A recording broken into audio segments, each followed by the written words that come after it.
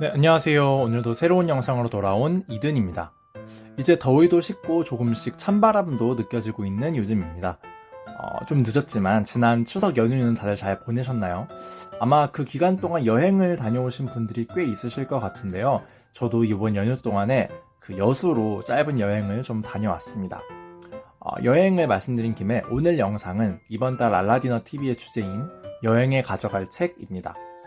여러분은 여행에 어떤 책을 가져가고 싶으신가요? 아마 그냥 본인이 읽고 있던 책, 아니면은 여행지에 관련이 있는 책 등등 약간 이렇게 다양한 기준이 좀 있으실 텐데요. 저는 원래는 무조건 가볍고 들고 다니기 좋은 책인 게 우선이었어요. 이제 요즘에는 이제 이 점이 전자책 하나면은 해결이 되기 때문에 뭐 무거운 책들도 전자책으로 간편하게 볼 수 있게 됐죠. 그런데 이제 여행이면 이제 여기저기 이동도 많고 또 낮에는 여기저기 다니면서 피곤해지기도 하고 또 일상이 지쳐서 좀 쉬기 위한 여행에서 읽기에는 아무리 이제 무게가 가볍다 하더라도 내용이 무거운 작품은 저는 조금 이제 피하게 되더라고요. 그래서 저는 여행을 갈 때 들고 가는 책은 내용이 좀 가볍고 특히 끊김이 좀 잦아도 스토리 파악에 무리가 없는 좀 단순한 줄거리의 책들이나 단편집들을 좀 선택하는 편입니다. 그래서 이번 영상에서는 제가 이번 여행에서 읽었던 책을 소개를 해드릴 건데요. 이번에는 제가 단편집은 아니고 장편소설을 가지고 갔었는데 바로 이 마리사 마이어의 루나 크로니클 시리즈 첫 작품인 신더입니다. 이 시리즈는 제가 예전부터 읽으려고 좀 많이 시도를 했던 시리즈인데 아무래도 시리즈물은 한 번 시작하면 좀 길게 봐야 하는 데다가 이게 메인 스토리만 6권짜리 꽤 긴 시리즈라서 쉽게 시작할 수가 없었습니다. 네. 이 루나 크로니클 시리즈는 동화의 재해석, 그것도 외계 SF물로 재해석한 시리즈인데요.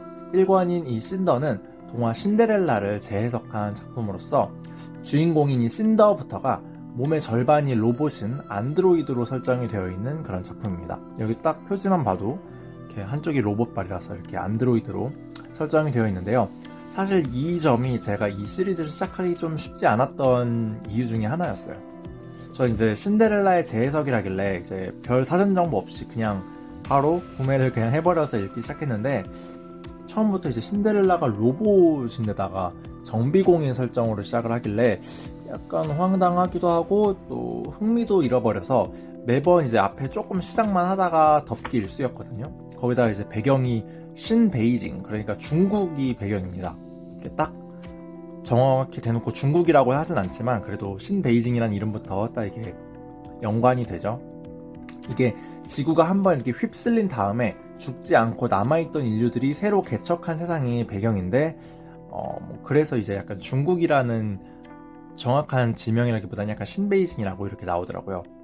아무튼 그래서 더더욱 제가 흥미를 좀 잃었습니다. 이게 제가 가지고 있는 그런 로망 속의 신데렐라 이야기랑은 좀 많이 다르다 보니까 좀 흥미를 잃었던 것 같아요. 그래서 계속 이렇게 흥미를 잃다가 요번에 각 잡고 오랜만에 이제 그래 요번에 한번 읽어보자 하고 조금 더 읽어보니까 내용도 설정도 꽤 흥미로웠고 그리고 무엇보다 이게 제일 흥미를 끈 지점이었는데 요즘의 상황에 너무나 공감이 가는 설정이었어요. 이게 요즘에 우리가 코로나 바이러스를 몇 년째 겪고 있듯이 이 소설 속에서 지구 전역이 치료가 불가한 병원균인 레투모시스라는 역병이 돌고 있는 설정이거든요.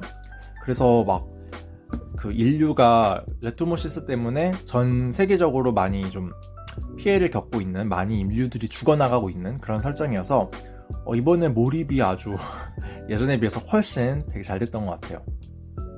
그래서 줄거리를 좀 알려드리자면 신더는 몸의 절반이 기계인 안드로이드라는 이유로 사람들에게 좀 차별을 받고 또 역시나 원동화에서도 그렇듯 의붓 어머니에게 구박을 받으면서 정비소에서 일을 하면서 살아갑니다.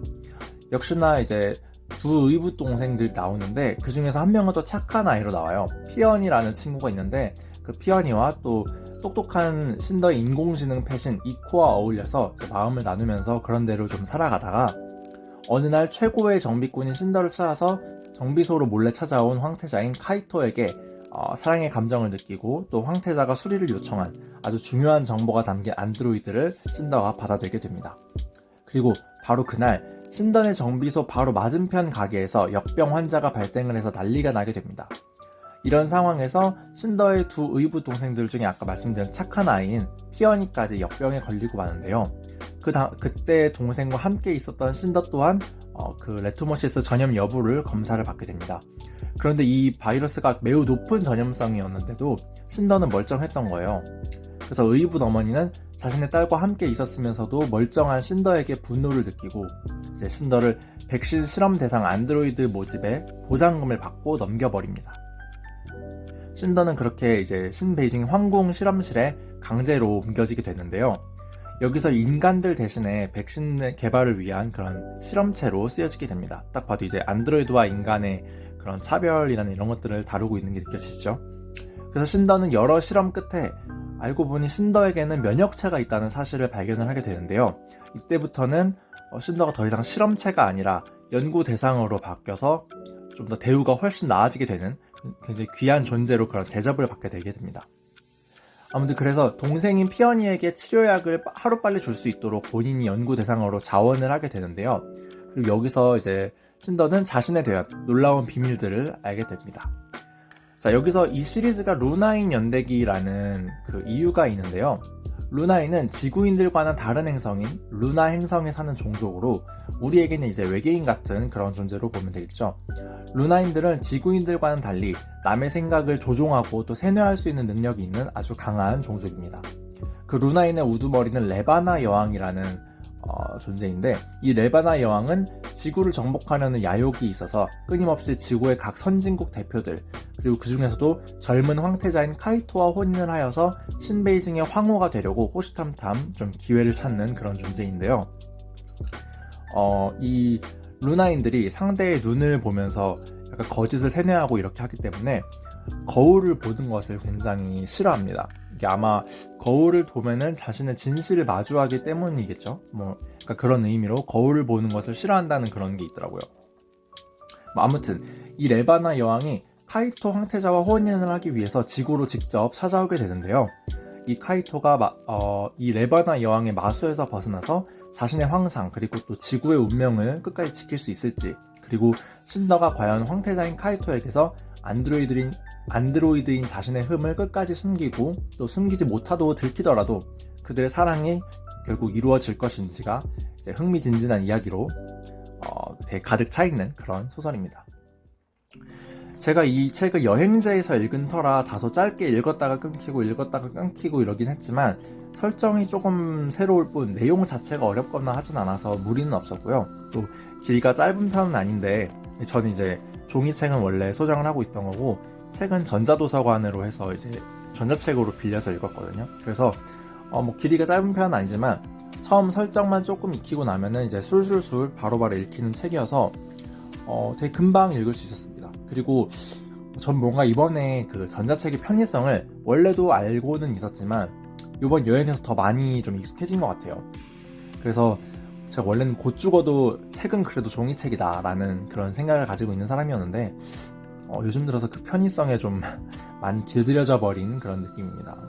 원래 책장에 좀 한 권 한 권 쌓아두는 재미가 있었는데 그게 책장이 너무 가득 차게 되다 보니까 점점 부담으로 다가오고 있더라고요. 그래서 소장하고 싶은 책들은 종이책으로 구매를 하고 이렇게 가볍게 한두 번 읽고 싶은 책들, 특히 이런 시리즈물들은 이제 또 이것도 6권인데 책이 점점점 두꺼워지더라고요. 그래서 이런 시리즈물들은 전자책으로 구매를 해서 보는 것도 나쁘지 않을 것 같다라는 생각이 들더라고요.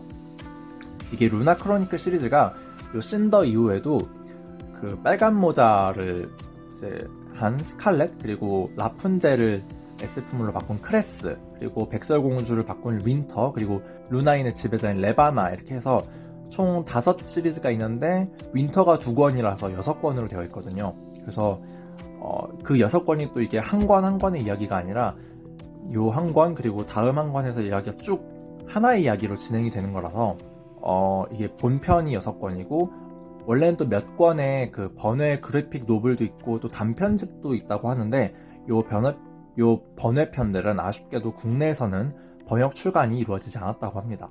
그래서 아쉽긴 하지만 그래도 본편만이라도 끝까지 출간됐다는 점이 굉장히 다행인 것 같습니다. 이 시리즈에 대한 아이디어는 작가 마리사 마이어가 세일러문 팬픽션 콘테스트에 참가하게 돼서 약간 여기에 출품할 작품을 쓰다가 기획을 하게 되었다고 하는데요. 팬픽션에 내놓은 작품에서 얻은 작은 아이디어가 이렇게 큰 시리즈가 되어서 베스트셀러 작가까지 된다는 얘기는 뭐 요즘에는 종종 들리긴 하지만 그래도 여전히 좀 많이 신기한 그런 스토리인 것 같습니다. 네, 흥미로운 설정과 또 사회적인 메시지를 좀 꼬집기도 하고 또 어딘가 익숙하면서도 새롭게 엮어진 그런 스토리 덕분인지 루나 크로니클 시리즈가 영화화 소식도 계속해서 들려오긴 했었는데 오랜 시간 동안 이제 제작 소식만 들리고 잠잠하더니 결국 올해 1월에 애니메이션으로 제작이 된다는 소식이 전해졌습니다. 워너브라더스와 계약이 되어 있는 락스미스 애니메이션이라는 곳에서 제작을 하게 된다고 하는데요. 아마 애니메이션 제작 특성상 가까운 시간 안에 만나보기는 힘들겠지만 그래도 그 기간 동안 나머지 시리즈들을 읽으면서 좀 기대를 안고 기다려봐야 되겠습니다. 네, 그래서 오늘 영상은 여기까지고요. 다음 편들도 읽게 되면 리뷰 영상을 들고 오도록 하겠습니다. 그럼 다음 영상에서 만나요. 안녕.